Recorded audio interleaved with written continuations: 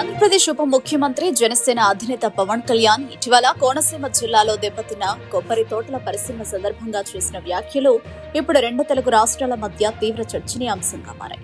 కోనసీమలోని కొబ్బరి చెట్ల మృతికి గల కారణాలపై ఆయన చేసిన సంచలన కామెంట్ల వీడియో సోషల్ మీడియాలో వైరల్ అవుతోంది. కొన్ని నెలలుగా డాక్టర్ బిఆర్ అంబేద్కర్ కోనసీమ జిల్లాలోని రాజోలు నియోజకవర్గ పరిధిలో వేల సంఖ్యలో కొబ్బరి చెట్లు ఎండిపోయి రైతులు తీవ్రంగా నష్టపోయిన విషయం తెలిసిందే.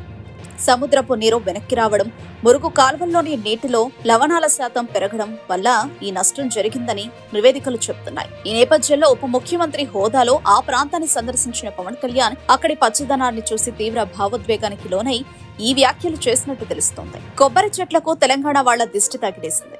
రాష్ట్రం విడిపోవడానికి కారణం గోదావరి జిల్లాల పచ్చదనమే, ఆ శాపం తగిలినట్టే ఉంది అని పవన్ కళ్యాణ్ అన్నట్లుగా ఉన్న వీడియో క్లిప్లు సోషల్ మీడియాలో విపరీతంగా షేర్ అవుతున్నాయి. ఈ వ్యాఖ్యలను తెలంగాణలోని కొంతమంది నాయకులు, నెటిజన్లు తీవ్రంగా ఖండిస్తున్నారు.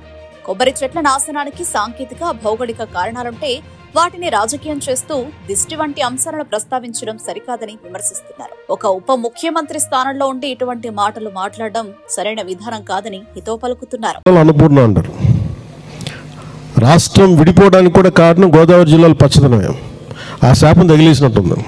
ఈరోజు గోదావరి జిల్లాలో మొత్తం కొబ్బరి చెట్లతోటి తెలంగాణ నాయకులంతా అంటారు కొబ్బరి చెట్లతో చాలా ఆనందంగా ఉంటుంది, మీరు ఏమంటుందని పచ్చదనంతో చాలా బాగుంటుందండి. ఈరోజు కొబ్బరి చెట్లు ముండలు కూడా లేవు, అంత దిష్టి తగిలింది కోనసీమకి. సో నాకు నిజంగా చాలా బాగా, ఎందుకంటే నాకు దీనికి తగిలినంత దృష్టి నరుడి దృష్టికి నలరాయన పగిలిపోతుంటారు. అలాంటిది కోనసీమ పచ్చదనం ఎంతమంది కళ్ళలో పడి వాళ్ళందరూ దృష్టి తగిలి ఈరోజు ముండేలతో కొబ్బరి చెట్లు ఉన్నాయంటే దీనికి ఇంకా మనం కరెక్ట్ చేసుకోవాల్సిన అవసరం ఉంది, దీన్ని సరిదిద్దుకోవాల్సిన అవసరం ఉంది. మీకు